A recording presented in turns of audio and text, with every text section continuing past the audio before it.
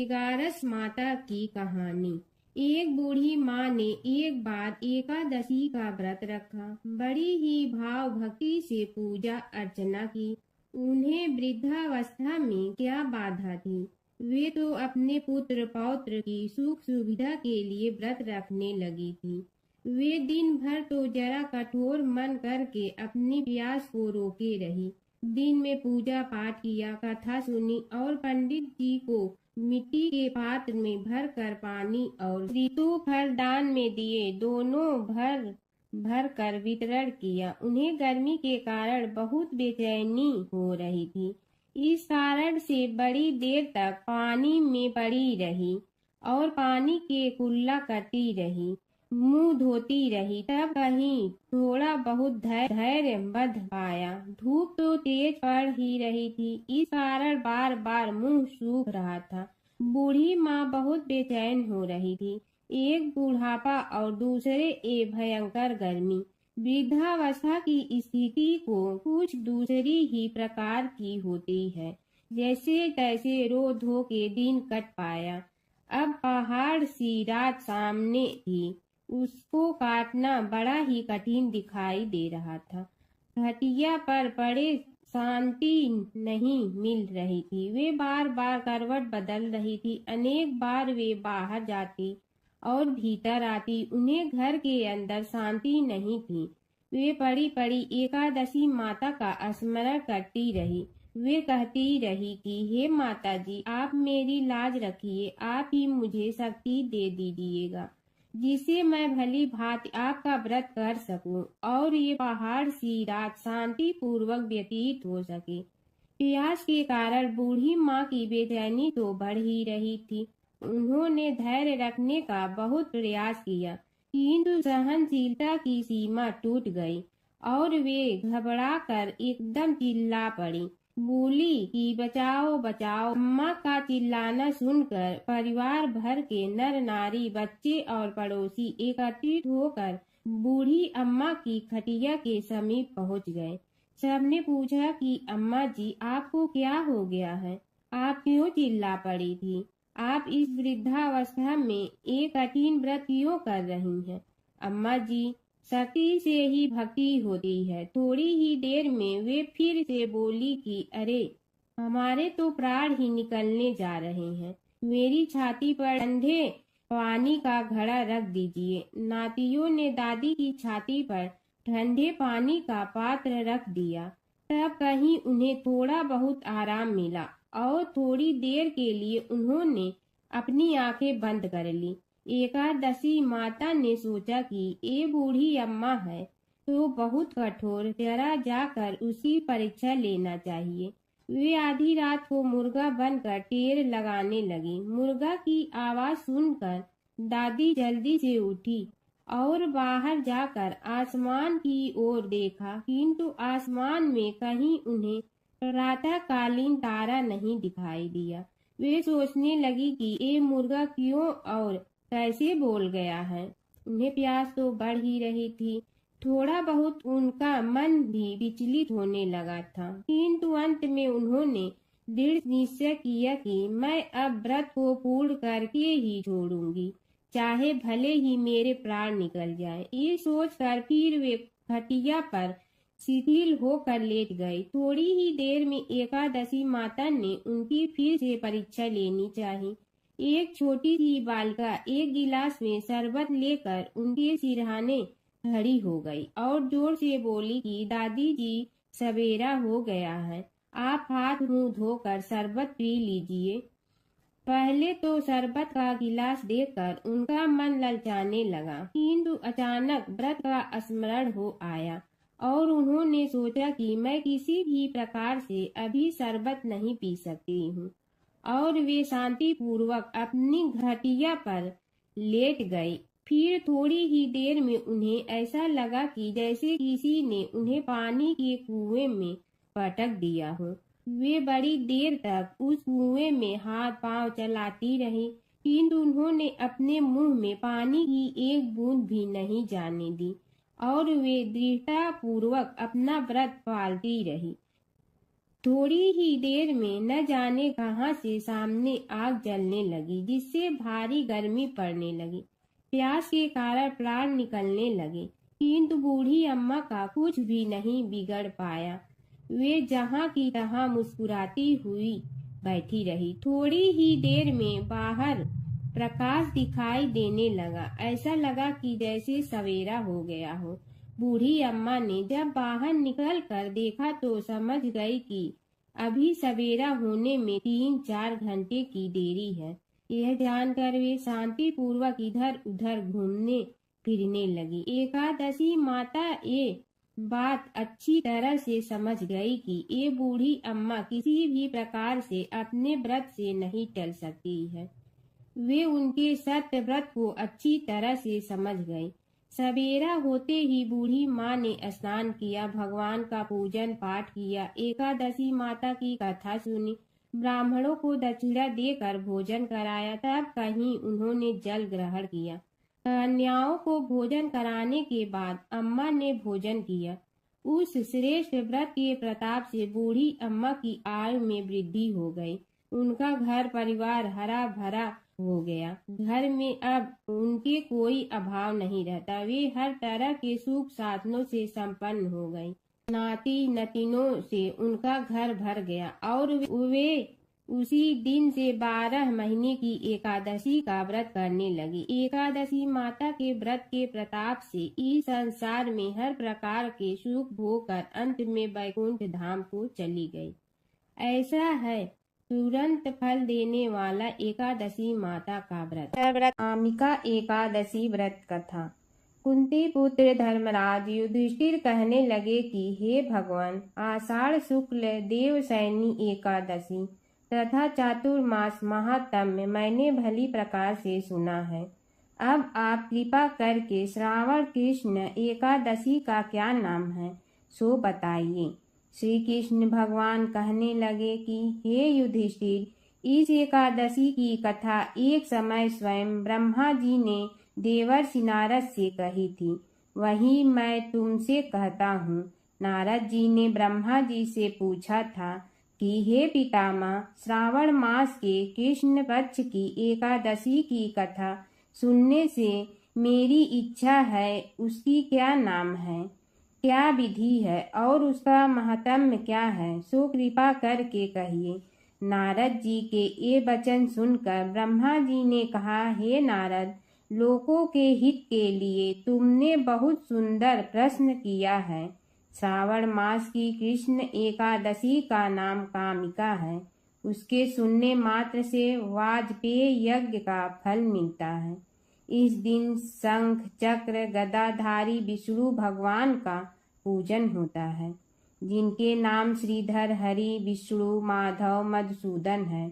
उनकी पूजा करने से जो फल मिलता है सो सुनो। जो फल गंगा, काशी, नैमिषारण्य और पुष्कर स्नान से मिलता है, वह विष्णु भगवान के पूजन से मिलता है।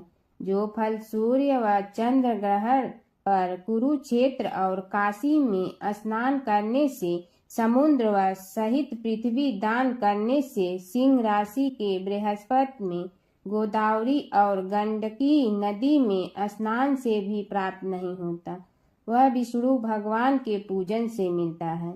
जो मनुष्य श्रावण में भगवान का पूजन करते हैं, उनसे देवता, गंधर्व और सूर्य आदि सब पूजित हो जाते हैं। अतः पापों से डरने वाले मनुष्यों को कामिका एकादशी का व्रत और विष्णु भगवान का पूजन अवश्य करना चाहिए। पाप रूपी कीचड़ में फंसे हुए और संसार रूपी समुद्र में डूबे मनुष्यों के लिए इस एकादशी का व्रत और भगवान विष्णु का पूजन अत्यंत आवश्यक है। इससे बढ़कर पापों के नाशों का कोई उपाय नहीं है। हे नारद, स्वयं भगवान ने यही कहा है कि कामिका व्रत से जीव कुयोनि को प्राप्त नहीं होता। जो मनुष्य इस एकादशी के दिन भक्ति पूर्वक तुलसी दल भगवान विष्णु को अर्पण करते हैं, वे इस संसार के समस्त पापों से दूर रहते हैं। विष्णु भगवान रत्न, मोती, मणि और आभूषण आदि से इतने प्रसन्न नहीं होते जितने तुलसी दल से। तुलसी दल पूजन का फल 4 भार चांदी और 1 भार स्वर्ण के दान के बराबर होता है। हे नारद, मैं स्वयं भगवान की अति प्रिय तुलसी को सदैव नमस्कार करता हूँ। तुलसी के पौधों को सींचने से मनुष्य की सब यातनाएं नष्ट हो जाती हैं। दर्शन मात्र से सब पाप नष्ट हो जाते हैं और स्पर्श से मनुष्य पवित्र हो जाता है। कामिका एकादशी की रात्रि को दीपदान तथा जागरण के फल का महत्म चित्रगुप्त भी नहीं कह सकते।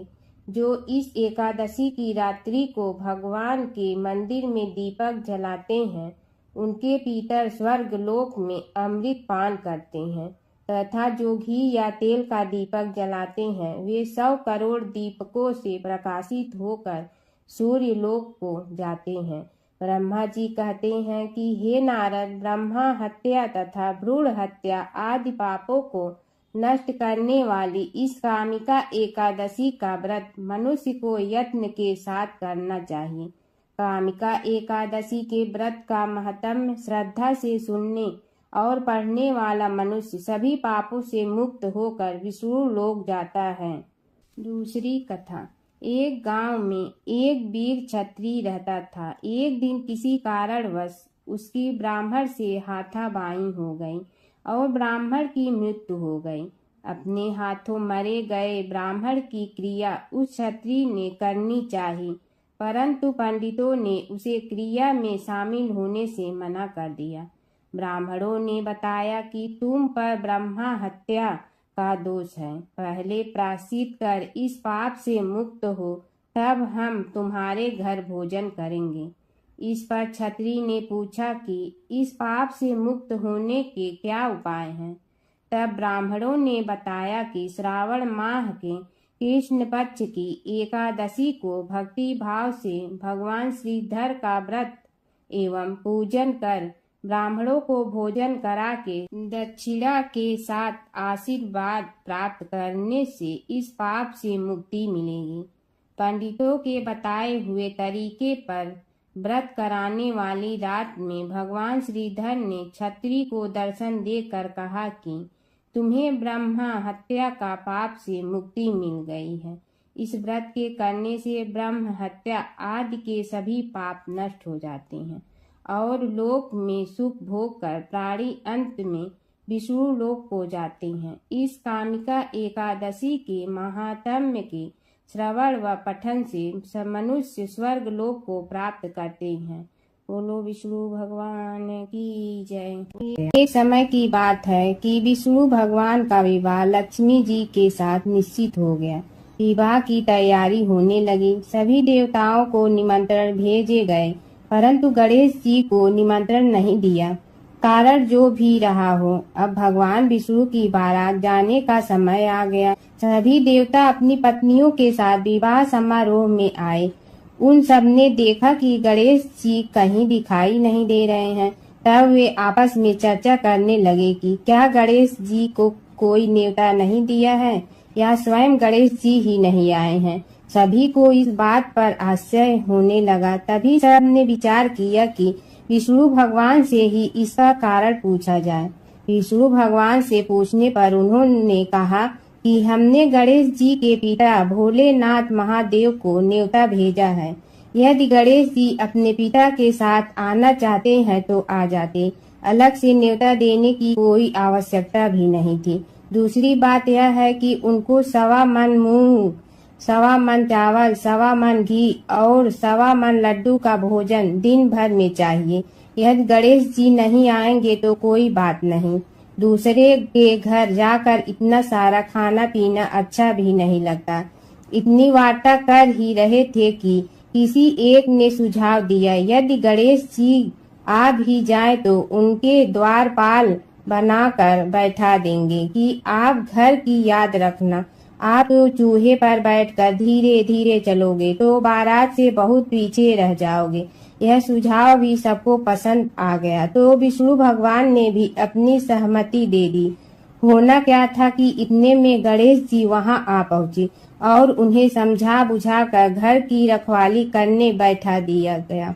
बारात चल रही थी तब नारद जी ने देखा कि गणेश जी तो दरवाजे पर ही बैठे हुए हैं। तो वे गणेश जी के पास गए और रुकने का कारण पूछा। गणेश जी कहने लगे कि विष्णु भगवान ने मेरा बहुत अपमान किया है।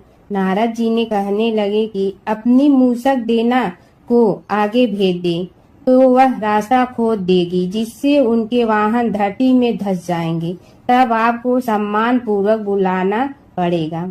अब तो गणेश जी ने अपनी मूसक सेना जल्दी से आगे भेज दी और सेना ने जमीन पोली कर दी। जब बारात वहां से निकली तो रथों के पहिए धरती में धंस गए। लाख कोशिश करे परंतु पहिए नहीं निकले। सभी ने अपने अपने उपाय किए परंतु पहिए तो नहीं निकले, बल्कि जगह जगह से टूट गए। किसी की समझ में नहीं आ रहा था कि अब क्या किया जाए। तब तो नारद जी ने कहा, आप लोगों ने गणेश जी का अपमान करके अच्छा नहीं किया। यदि उन्हें मना कर लाया जाए तो आपका कार्य सिद्ध हो सकता है और यह संकट टल सकता है। शंकर भगवान ने अपने दूत नंदी को भेजा और वे गणेश जी को लेकर आए। गणेश जी का आदर सम्मान के साथ पूजन किया। तब कहीं रथ के पहिए निकले।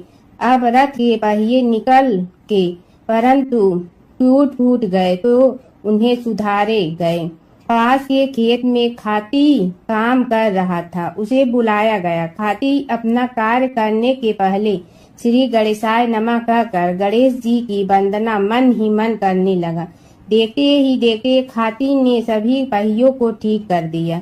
तब खाती कहने लगा कि हे देवताओं, आपने सर्वप्रथम गणेश जी को नहीं मनाया होगा और न ही उनकी पूजन की होगी, इसीलिए तो आपके साथ यह संकट आया है।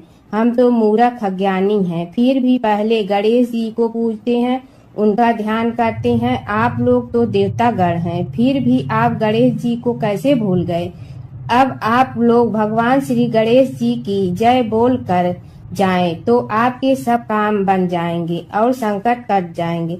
ऐसा कहते हुए बारात वहां से चल दी और विष्णु भगवान को लक्ष्मी जी के साथ विवाह संपन्न करा के सभी सकुशल घर लौट आए। हे गणेश जी महाराज, आपने विष्णु को जैसे कारज सारियो ऐसे कारज सबको सिद्ध कर जो। बोलो गजानन भगवान की जय। भगवान विष्णु और नारद की कथा। एक बार नारद मुनि जी ने भगवान विष्णु जी से पूछा, हे भगवान, आपका इस समय सबसे प्रिय भक्त कौन है।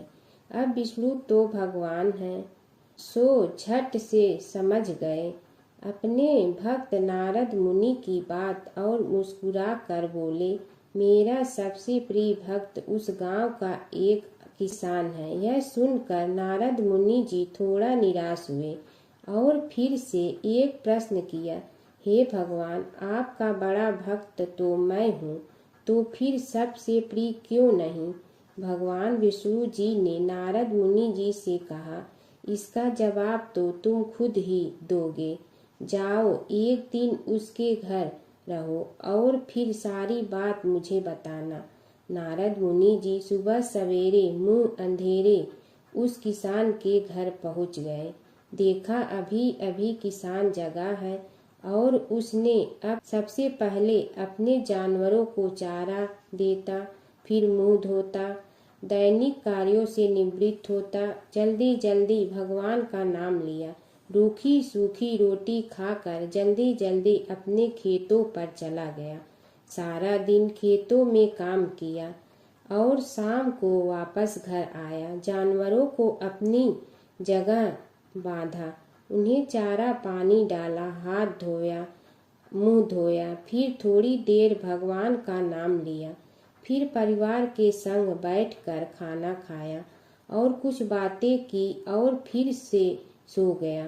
अब सारा दिन यह सब देखकर नारद मुनि जी भगवान विष्णु के पास वापिस आए और बोले, भगवान, मैं आज सारा दिन उस किसान के संग रहा, लेकिन वो तो ढंग से आपका नाम भी नहीं ले सकता।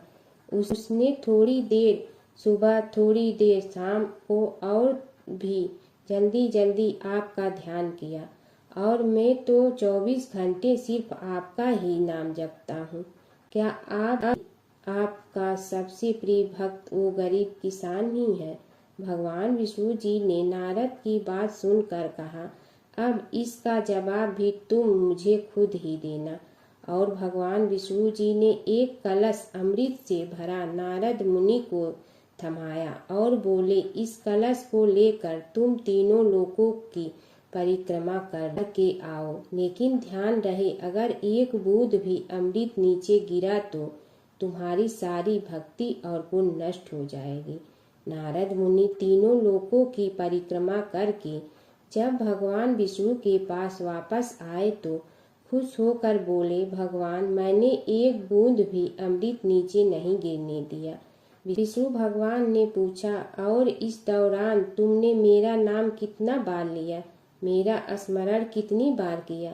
तो नारद बोले, अरे भगवान जी, मेरा तो सारा ध्यान इस अमृत पर था, फिर आपका ध्यान कैसे करता? भगवान विष्णु ने कहा, हे नारद, देखो उस किसान को, वो अपना कर्म करते हुए भी नियमित रूप से मेरा स्मरण करता है, क्योंकि जो अपना कर्म करते हुए भी मेरा जाप करे वो ही मेरा सबसे प्रिय भक्त है। तुम तो सारे दिन खाली बैठे ही जप करते हो, और जब तुम्हें कर्म दिया तो मेरे लिए तुम्हारे पास समय ही नहीं था। तो नारद मुनि सब समझ गए और भगवान के चरण पकड़ कर बोले, हे भगवान, आपने मेरा अहंकार तोड़ दिया, आप धन्य हैं। जमुना की कहानी। प्राचीन समय में एक गांव था जिसमें दो बहनें रहा करती थी। एक बहन का नाम गंगा था तो दूसरी बहन का नाम जमुना था। एक बार दोनों बहनें एक साहूकार के खेत से गुजर रही थी तो जमुना ने 13 दाने जौ के तोड़ लिए, जिसे देख गंगा बोली कि तुझे तो ग्रहण लग गया, तूने चोरी की है। इस पर जमुना बोली कि अब मेरा ग्रहण कैसे धुलेगा। गंगा ने कहा कि तुझे 12 साल तक साहूकार के यहाँ नौकरी करनी पड़ेगी, तभी तेरा पाप धुलेगा और ग्रहण से मुक्ति मिलेगी। जमुना साहूकार के यहाँ नौकरी के लिए जाती है और अपने लिए काम मांगती है। साहूकार उसे काम पर रख लेता है, लेकिन काम करने से पहले जमुना उसे कहती है कि मैं सारे काम करूंगी लेकिन 4 काम नहीं करूंगी। जूठे बर्तन नहीं मांजूंगी, झाड़ू नहीं लगाऊंगी, बिस्तर नहीं बिछाऊंगी और दिया नहीं जलाऊंगी। 12 साल के बाद कुंभ का मेला लगा तो साहूकारनी भी कुंभ नहाने जाने लगी।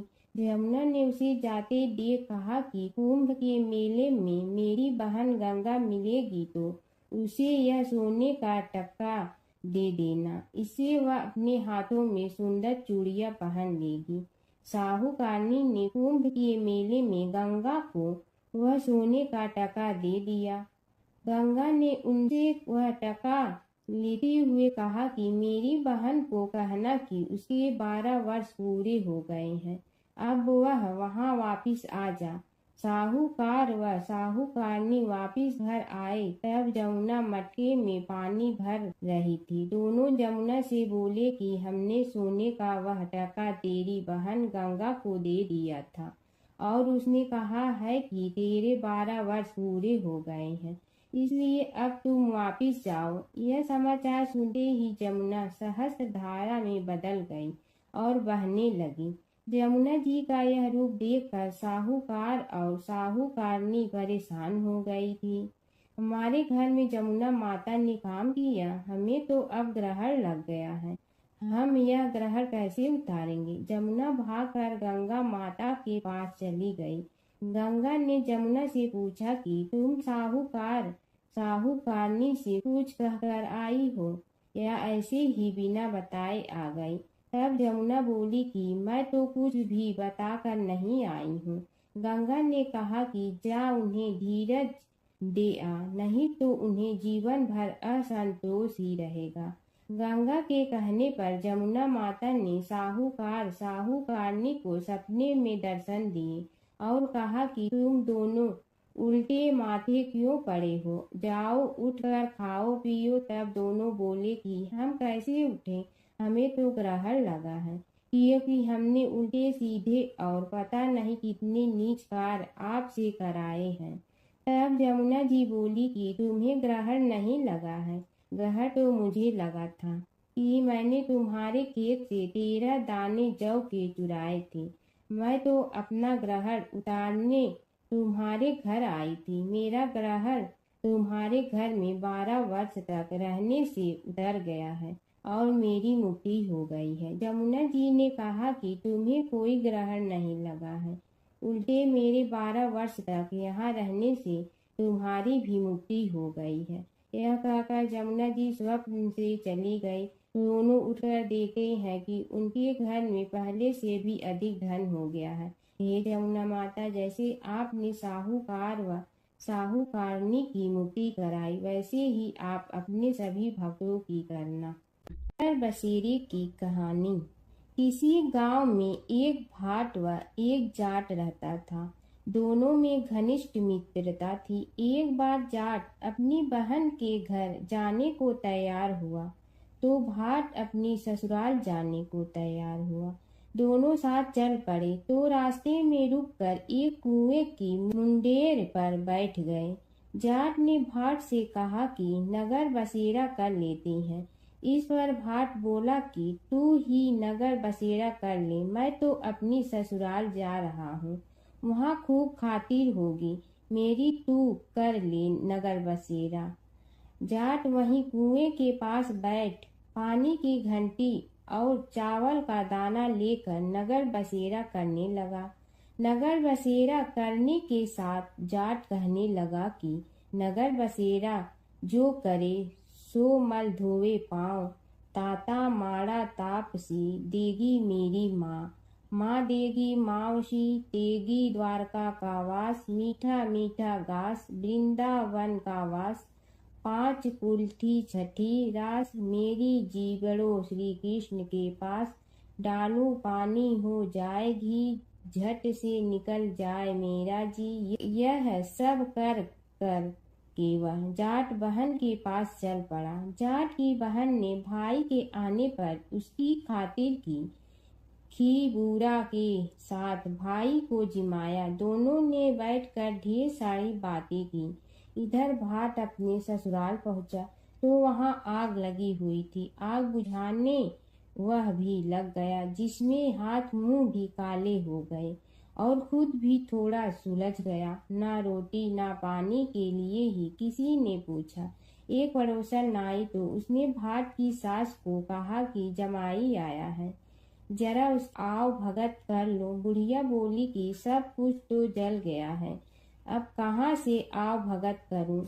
तब पड़ोसन ने ही भाट को एक रोटी के साथ छाछ दी। उसने वही खाकर गुजारा किया।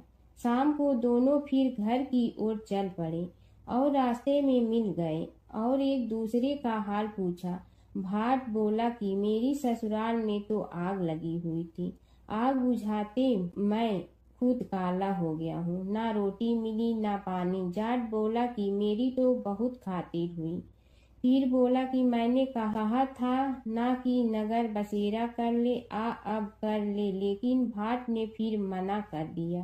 कहने लगा कि चाहे रोटी दे या न दे, तेरी तो माँ है, दही चूरमा का पेड़ा धरा पाएगा। भाट ने फिर नगर बसेरा नहीं किया। जाट ने कर लिया। नगर बसेरा जो करे सो मल धोए पाँव, ताता माड़ा तापसी देगी मेरी माँ, माँ देगी मावशी देगी द्वारका का वास, मीठा मीठा घास वृंदावन का वास, 5 कुल्ठी छठी रास, मेरा जी बड़ो श्री कृष्ण के पास, डालू पानी हो जाए घी, झट से निकल जाए मेरा जी। करके वह चल पड़ा। घर पहुँचते ही जाट की मावशी ने बहुत लाड प्यार किया। उधर भाट घर गया तो उसकी भैंस खो गई थी। बाप एक लाठी रखे तो दूसरी उठाए और कहने लगा कि ससुराल गया तो आग लगा दी, अब यहाँ आया तो भैंस खो दी। बाप ने कहा कि पहले भैंस लेकर आ, तभी रोटी पानी मिलेगा। सारा दिन भाट भैंस ढूंढता रहा, लेकिन उसे भैंस नहीं मिली। जाट और भाट की मुलाकात फिर से बाजार में हो गई। जाट ने भाट के हाल चाल पूछे तो भाट बोला कि आते ही भैंस खो गई, बस उसी दिन से भैंस ढूंढ रहा हूँ। रोटियां का तो पूछो ही मत। जाट ने कहा कि मैंने तो पहले ही कहा था कि नगर बसेरा कर ले। जाट की बात सुनकर भाट बोला कि तेरे नगर बसेरे में इतनी ताकत है तो चल अब कर लेते हैं। दोनों ने बैठकर नगर बसेरा किया। नगर बसेरा जो करे सो मल धोवे पाँव, ताता मारा तापसी देगी मेरी माँ। माँ देगी मौसी देगी द्वारका का वास, मीठा मीठा घास वृंदावन का वास। पाँच कुल्ठी छठी रास मेरा जीवड़ो श्री कृष्ण के पास। डालू पानी हो जाए घी झट से निकल जाए मेरा जी। दोनों के नगर बसेरा करने पर भाट जैसे ही आगे बढ़ा तो उसकी खोई भैंस मिल गई, जिसे लेकर घर पहुंचा। घर पहुंचते ही माँ ने कहा कि लड़के को आते ही घर से निकाल दिया, सारे दिन से ये भूखा प्यासा भटक रहा है। यह कहकर उसकी माँ ने उसको खूब खिलाया पिलाया। इस घटना के बाद सारे नगर में ढिंढोरा पिटवा गया कि कब कोई अपने पीहर या सास से आते जाते नगर बसेरा करें। जैसे भाट को नगर बसेरा करने का फल मिला, वैसे ही हर किसी को मिले। प्राचीन काल की बात है। नैमिषारण्य क्षेत्र में ऋषि महर्षि और साधु संतों का समाज जुड़ा था। उसमें श्री सूत जी भी विद्यमान थे। शौनक जी ने उनकी सेवा में उपस्थित होकर निवेदन किया कि हे अज्ञान रूप घोर तिमिर को नष्ट करने में करोड़ों सूर्यों के समान प्रकाशमान श्री सूत जी हमारे कानों के लिए अमृत के समान जीवन प्रदान करने वाले कथा तत्व का वर्णन कीजिए। हे सूत जी, हमारे हृदयों में ज्ञान के प्रकाश की वृद्धि तथा भक्ति, वैराग्य और विवेक की उत्पत्ति जिस कथा से हो सकती हो, वह हमारे प्रति कहने की कृपा कीजिए। शौनक जी की जिज्ञासा से सूत जी बड़े प्रसन्न हुए। पुरातन इतिहासों के स्मरण से उनका शरीर पुलकायमान हो रहा था। वे कुछ देर उसी स्थिति में विराजमान रहकर कुछ विचार करते रहे और अंत में बोले, शौनक जी, इस विषय में आपके चित्त में बड़ी जिज्ञासा है। आप धन्य हैं जो सदैव ज्ञान की प्राप्ति में तत्पर रहते हुए विभिन्न पुराण कथाओं की जिज्ञासा रखते हैं। आज मैं आपको ज्ञान के परम स्रोत रूप श्री गणेश जी का जन्म कर्म रूप चरित्र सुनाऊंगा। गणेश जी से ही सभी ज्ञानों सभी विद्याओं का उद्भव हुआ है। अब आप सावधान चित्त से विराजमान हो। श्री गणेश जी के ध्यान और नमस्कार पूर्वक उनका चरित्र श्रवण करें। नमस्तस्मै गणेशाय ब्रह्मा विद्या प्रदायिनी यनागस्त्यसमः साक्षात विघ्न सागर सोसड़े। कैसे हैं वे श्री गणेश जो सभी प्रकार की ब्रह्म विद्याओं को प्रदान करने वाले, अर्थात ब्रह्मा के सगुण और निर्गुण स्वरूप पर प्रकाश डालने और जीव ब्रह्मा का अभेद प्रतिपादन करने वाली विद्याओं के दाता हैं। वे विघ्नों के समुद्रों को महर्षि अगस्त्य के समान शोषण करने में समर्थ हैं, इसलिए उनका नाम विघ्न सागर शोषक के नाम से प्रसिद्ध है। मैं उन भगवान श्री गणेश जी को नमस्कार करता हूँ। प्रथम पूजा के अधिकारी श्री गणेश जी, यह कहकर सूत जी कुछ समय के लिए मौन हो गए और फिर बोले, शौनक जी, भगवान गणेश जी ही सर्वप्रथम पूजा प्राप्ति के अधिकारी हैं।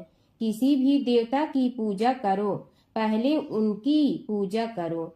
शौनक जी ने निवेदन किया, हे भगवान, हे सूत, सर्वप्रथम यह बताने की कृपा कीजिए कि गणेश जी को प्रथम पूजा का अधिकार किस प्रकार प्राप्त हुआ। इस विषय में मेरी बुद्धि मोह को प्राप्त हो रही है कि सृष्टि रचयिता ब्रह्मा जी, पालन करता भगवान नारायण और संहार करता शिव जी में से किसी को प्रथम पूजा का अधिकारी क्यों नहीं माना गया? यह त्रिदेव ही तो सबसे बड़ा देवता माने जाते हैं। सूत जी ने कहा, शौनक जी, यह भी एक रहस्य ही है। देखो, अधिकार मांगने से नहीं मिलता, इसके लिए योग्यता होनी चाहिए। संसार में अनेकों देवी देवताएं पूजे जाते हैं। पहले जो जिसका इष्ट देव होता है वह उसी की पूजा किया करता है। इससे बड़े देवताओं के महत्व में कमी आने की आशंका उत्पन्न हो गई। इस कारण देवताओं में परस्पर विवाद होने लगा। वे उसका निर्णय प्राप्त करने के लिए शिव जी के पास पहुँचे और प्रणाम करके पूछने लगे, प्रभु, हम सब में प्रथम पूजा का अधिकारी कौन है? शिव जी सोचने लगे कि किसे प्रथम पूजा का अधिकारी माने। तभी उन्हें एक युक्ति सूझी। बोले, देवगण, इसका निपटारा बातों से नहीं तथ्यों से होगा। इसके लिए एक प्रतियोगिता रखनी होगी, शिव की परिक्रमा करने की प्रतियोगिता। देवगण उनका मुख देखने लगे, शंकित हृदय से सोचने लगे कि कैसी प्रतियोगिता रहेगी। यह शिव जी ने उनके मन के भाव ताड़ लिए, इसलिए सांत्वना भरे शब्दों में बोले, घबराओ मत, कोई कठिन परीक्षा नहीं ली जाएगी। बस इतना ही कि सभी अपने अपने वाहनों पर चढ़कर संसार की परिक्रमा करो और फिर यहाँ लौट आओ। जो पहले लौटेगा वही सर्वप्रथम पूजा का अधिकारी होगा। अब क्या देर थी, सभी अपने अपने वाहन पर चढ़कर दौड़ पड़े। किसी का वाहन गजराज था तो किसी का सिंह, किसी का भैंसा तो किसी का मृग, किसी का हंस तो किसी का उल्लू, किसी का अश्व तो किसी का श्वान। अभिप्राय यह है कि वाहनों को विविधता के दर्शन उस समय जितने भले प्रकार से हो सकते थे उतने अन्य समय में नहीं। सबसे गया बीता वाहन गणेश जी का था मूषक, उससे चूहा भी कहते हैं। ऐसे वाहन के बल भरोसे इस प्रतियोगिता में सफल होना तो क्या, सम्मिलित होना भी हास्यास्पद है।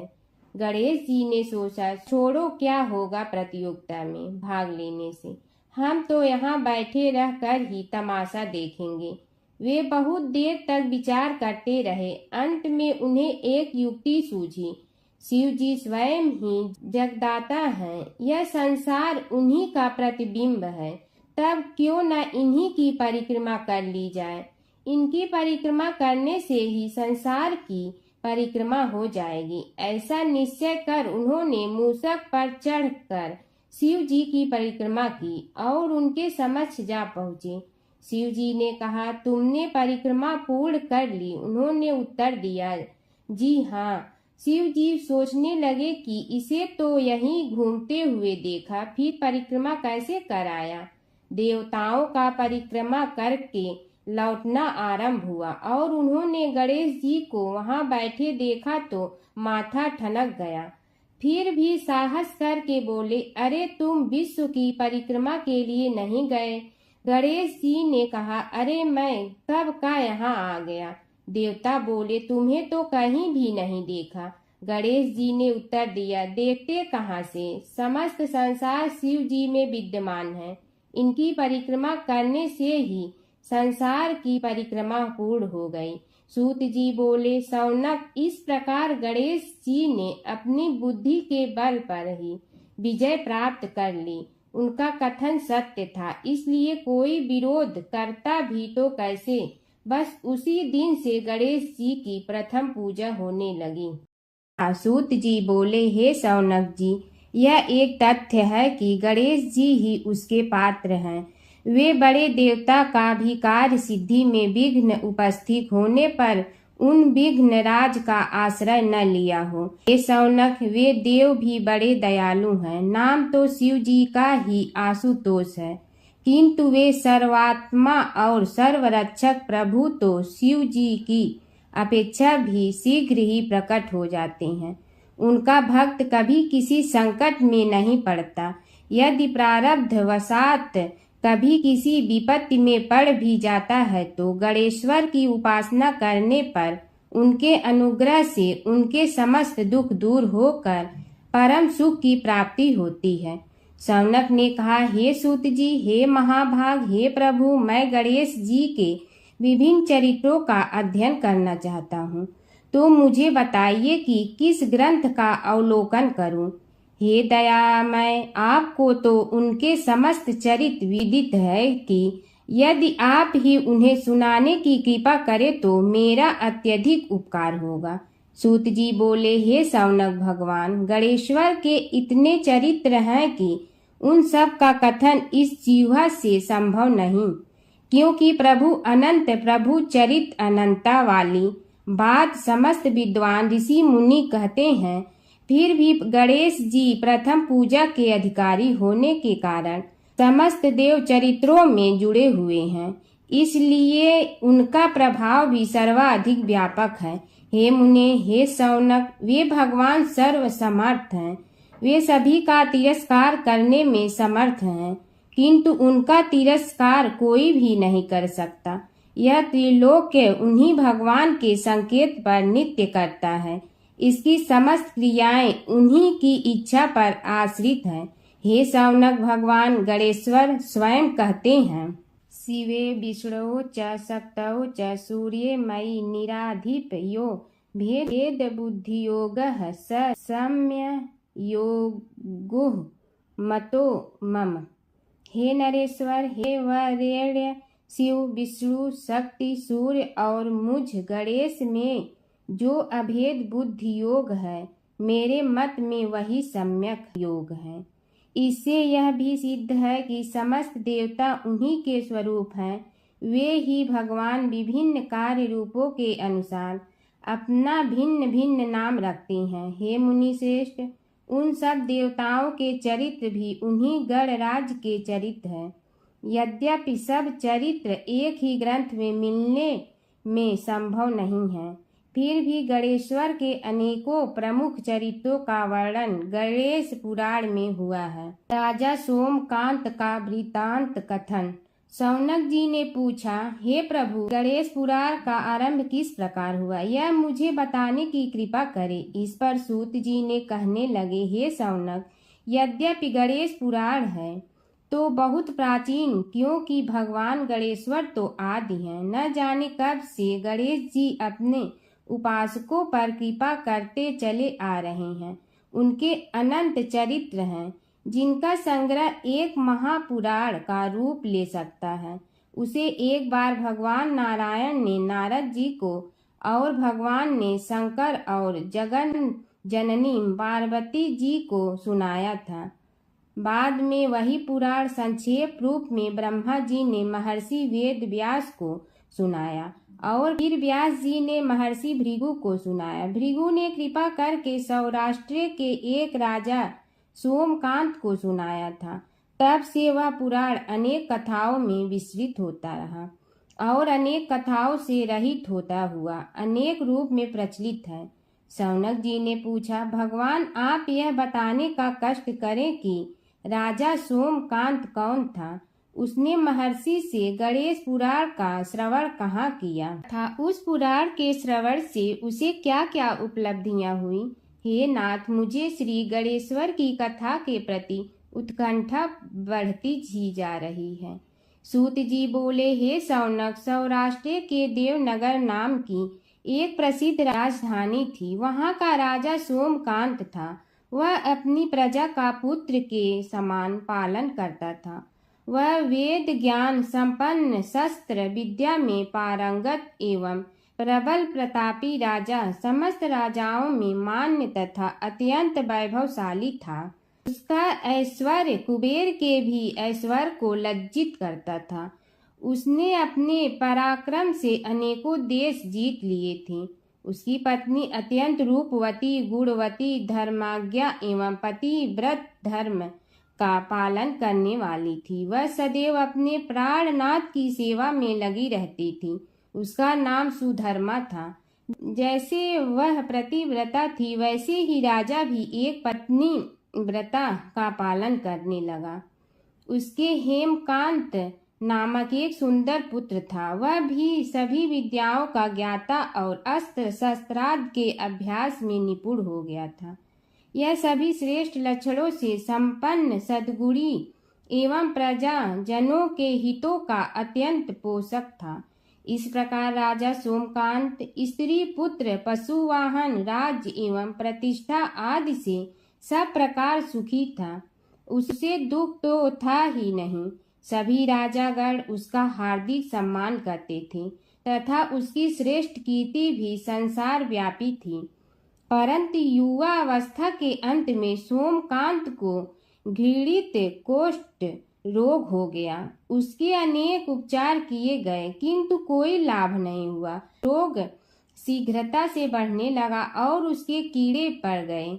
जब रोग की अधिक वृद्धि होने लगी और उसका कोई उपाय न हो सका तो राजा ने मंत्रियों को बुलाकर कहा, सुव्रतो, जाने किस कारण यह रोग मुझे पीड़ित कर रहा है। अवश्य ही यह किसी पूर्व जन्म के पाप का फल होगा। इसलिए मैं अब अपना समस्त राजपाट छोड़कर वन में रहूंगा। मेरे पुत्र हेमकांत को मेरे समान मानकर राज्य शासन का धर्म पूर्वक संचालन कराते रहें। यह कहकर राजा ने शुभ दिन दिखवाकर अपने पुत्र हेमकांत को राज्य पद पर अभिषेक किया और अपनी पत्नी सुधर्मा के साथ निर्जन वन की ओर चल दिया। प्रजापालक राजा के वियोग में समस्त प्रजा जन अश्रु बहाते हुए उनके साथ चले गए। राज्य की सीमा पर पहुंचकर राजा ने अपने पुत्र अमात्यगण और प्रजा जनों को समझाया, आप सब लोग धर्म के जानने वाले श्रेष्ठ आचरण में तत्पर एवं सहृदय हैं। यह संसार तो वैसे भी परिवर्तनशील है। जो आज है वह कल नहीं था और आने वाले कल में भी नहीं रहेगा। इसलिए मेरे जाने से दुख का कोई कारण नहीं है। मेरे स्थान पर मेरा पुत्र सभी कार्यों को करेगा। इसलिए आप सब उसके अनुशासन में रहते हुए उसे सदैव सम्मान करते रहें। फिर पुत्र से कहा, बेटा, यह स्थिति सभी के समझ आती रही है। हमारे पूर्व पुरुष भी परंपरागत रूप से वृद्धावस्था आने पर वन में जाते रहे हैं। मैं कुछ समय पहले ही वन में जा रहा हूँ तो कुछ पहले या पीछे जाने में कोई अंतर नहीं पड़ता। यदि कुछ वर्ष बाद जाऊं तब भी मोह का त्याग करना ही होगा। इसलिए हे वत्स, तुम दुखित मत हो और मेरी आज्ञा मानकर राज्य शासन को ठीक प्रकार चलाओ। ध्यान रखना, क्षत्रिय धर्म का कभी त्याग न करना और प्रजा को सदा सुखी रखना।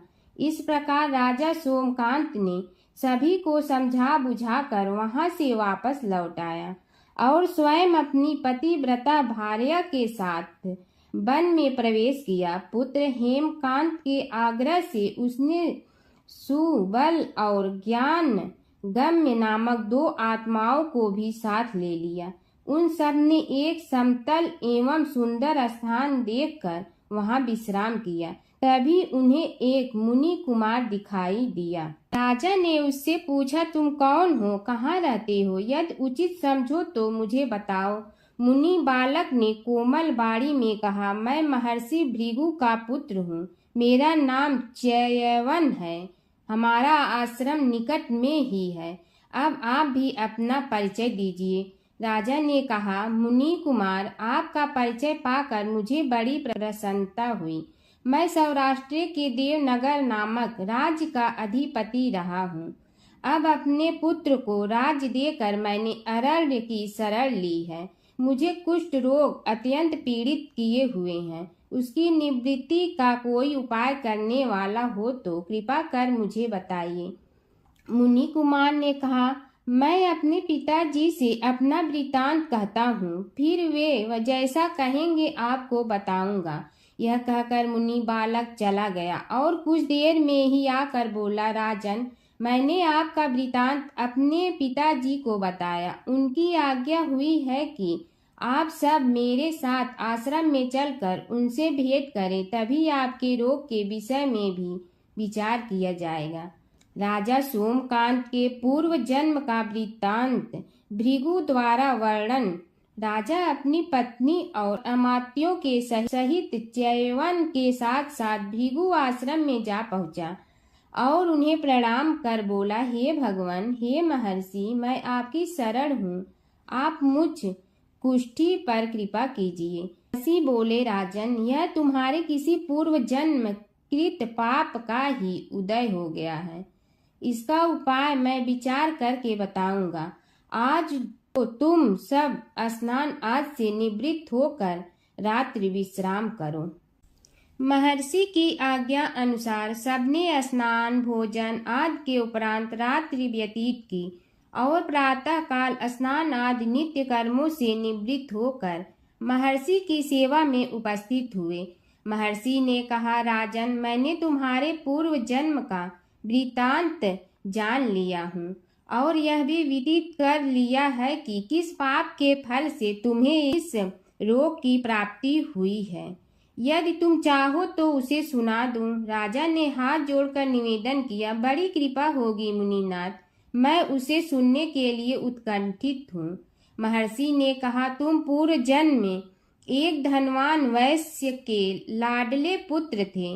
वह वैश्य विंध्याचल के निकट कौलहार नामक ग्राम में निवास करता था। उसकी पत्नी का नाम सुलोचना था।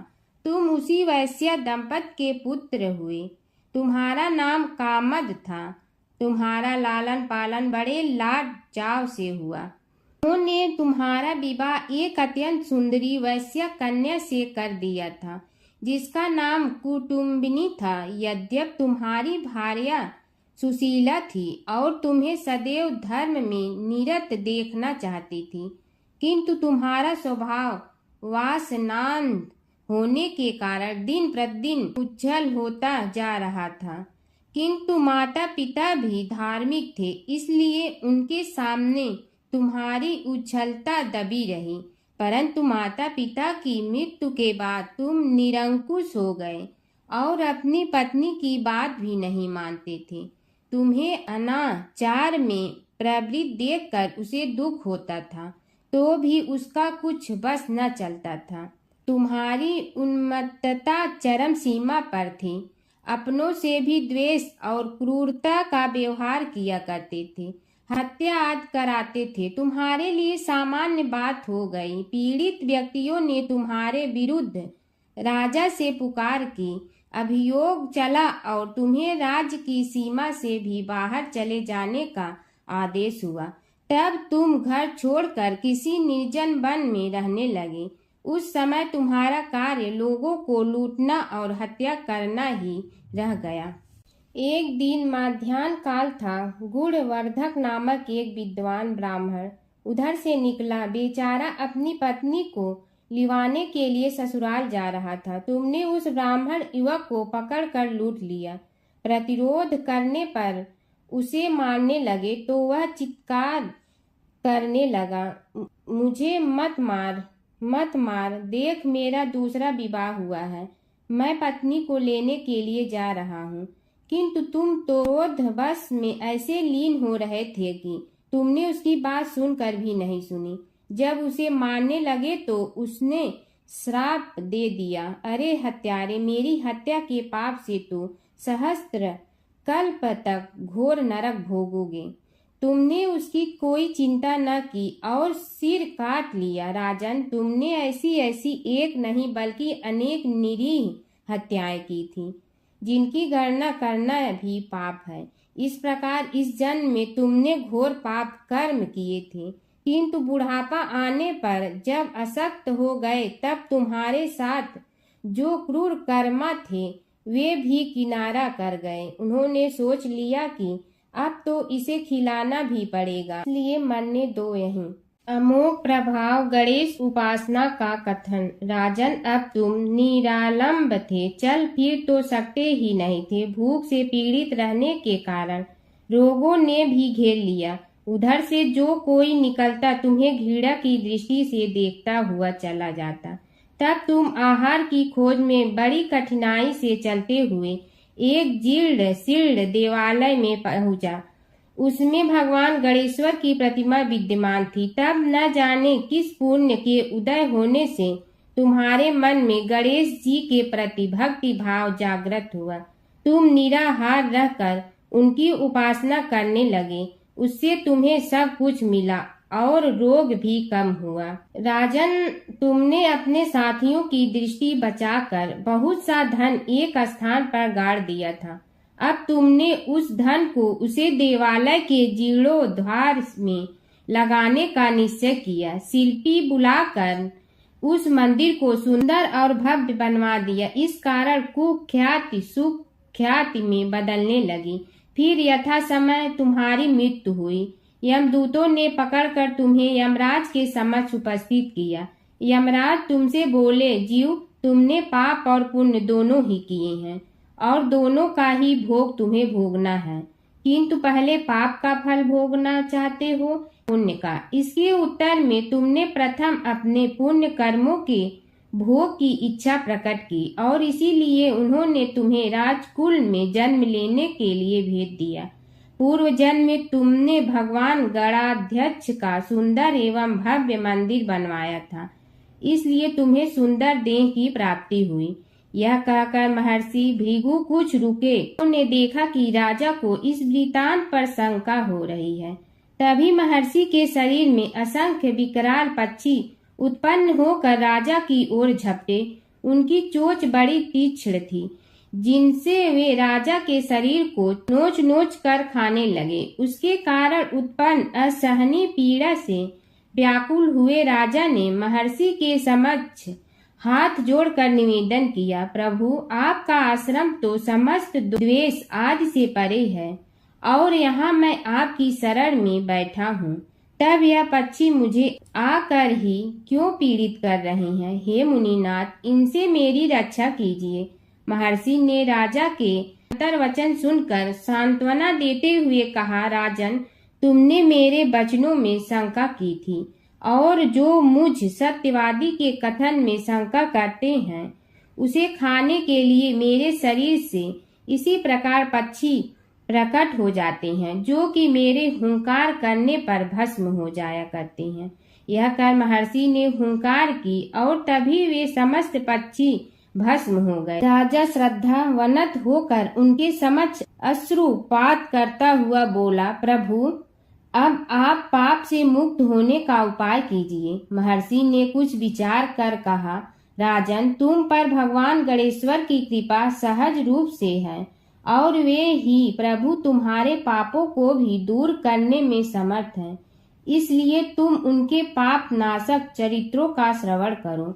गणेश पुराण में उनके चरित्रों का भले प्रकार वर्णन हुआ है, अतएव तुम श्रद्धा भक्ति पूर्वक उसी को सुनने में चित्त लगाओ। राजा ने प्रार्थना की, महामुनि, मैंने गणेश पुराण का नाम भी आज तक नहीं सुना, तो उनके सुनने का सौभाग्य कैसे प्राप्त कर सकूंगा?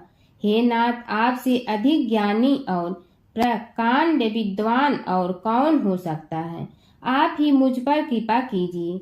महर्षि ने राजा की दीनता देखकर उसके शरीर पर अपने कमंडल का मंत्रपूत जल छिड़का। तभी राजा को एक छींक आई और नासिका से एक अत्यंत छोटा काले वर्ण का पुरुष बाहर निकल आया। देखते देखते वह बढ़ गया। उसके भयंकर रूप को देखकर राजा कुछ भयभीत हुआ, किंतु समस्त आश्रमवासी वहां से भाग गए। वह पुरुष महर्षि के समक्ष हाथ जोड़कर खड़ा हो गया।